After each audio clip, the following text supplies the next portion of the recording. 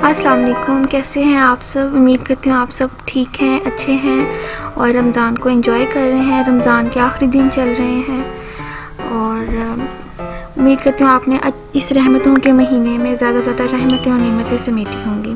तो आज मैं आपके साथ शेयर कर रही हूँ अपनी आफ्टर अफ्तारी की रूटीन। तो सबसे पहले मैं जो दूध है आया होता वो बॉईल करने के लिए ऊपर रख दूँगी और साथ साथ मैं बर्तन धोऊँगी।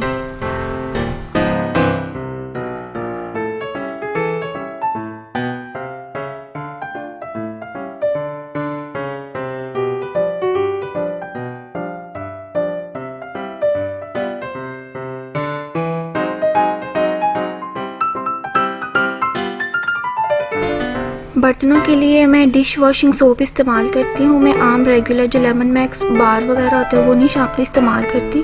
उसकी वजह यह है कि मेरे उससे हाथ ख़राब हो जाते हैं और मेरे नाखून जो हैं वो बहुत ज़्यादा ड्राई और ख़राब हो जाते हैं, इसलिए मैं वो नहीं इस्तेमाल करती, बल्कि मैं डिश वॉशिंग सोप यूज़ करती हूँ जो कि पाउडर फॉर्म में होता है।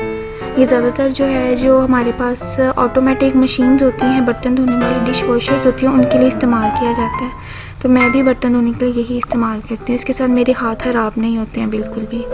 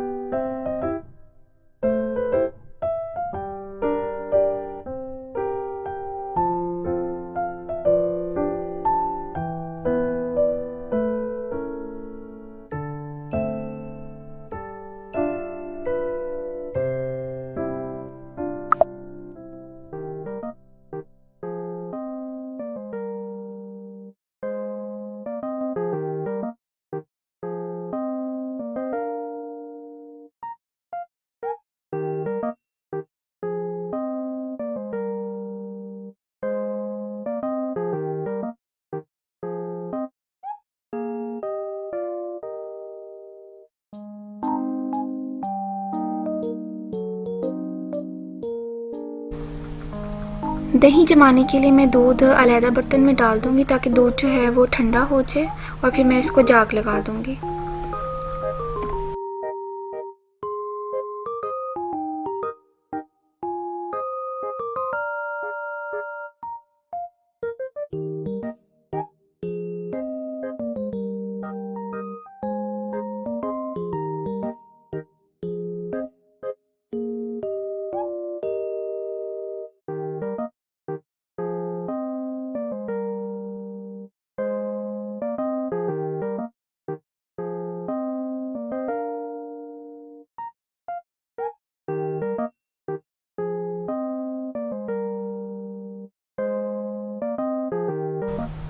सुबह के लिए मैं यहाँ पर सालन बना लूँगी।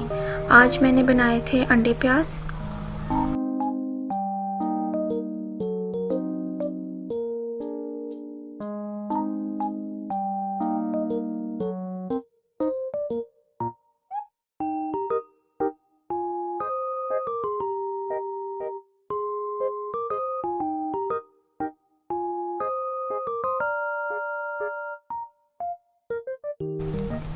अंडे प्याज के लिए जो मैं अंडा इस्तेमाल कर रही हूँ आप देख सकते हैं कि वो कोई आम अंडा नहीं है, बल्कि एक शुतुरमुर्ग का अंडा है जो कि मेरे पापा हमारे लिए लेकर आए थे।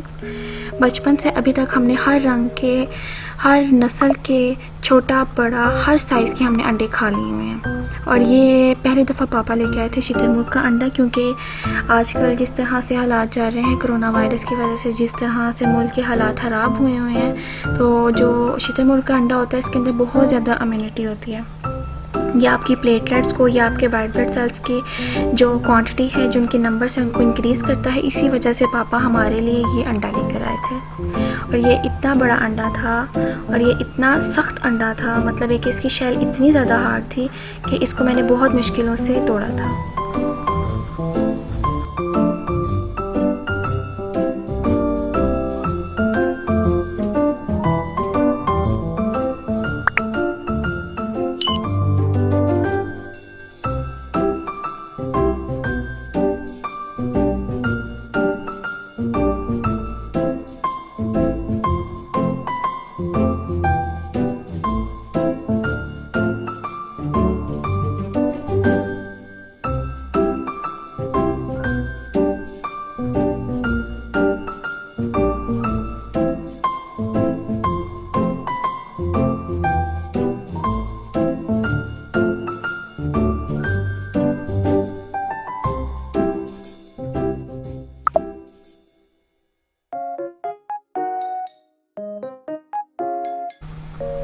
आप इसका साइज़ चेक कर सकते हैं कि ये तकरीबन 2 दर्जन अंडों के बराबर होगा, या शायद उससे भी ज़्यादा।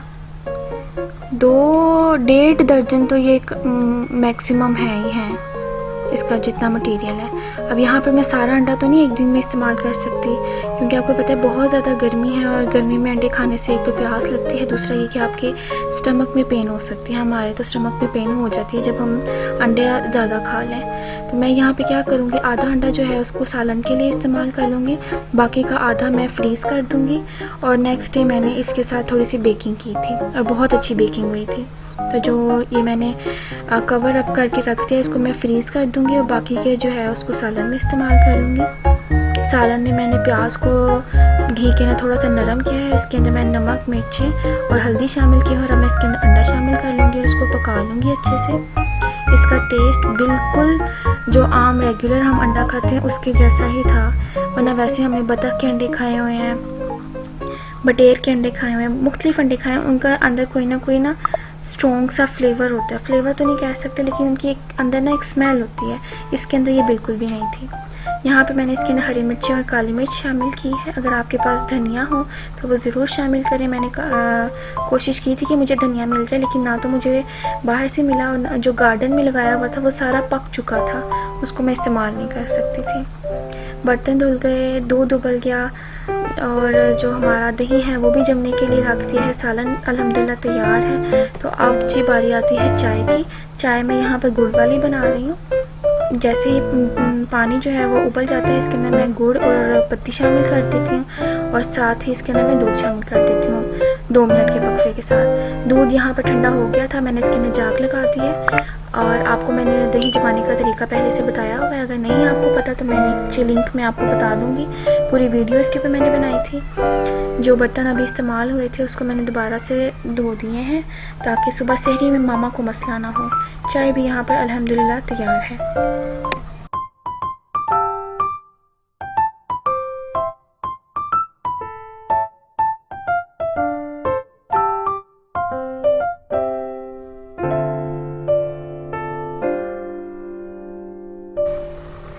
मैंने रमज़ान जब शुरू हुआ था तब मैंने ये कुछ चीज़ें ऑर्डर की थी ब्यूटीफाई बाय आमना की, जो कि इनकी डील चल रही थी।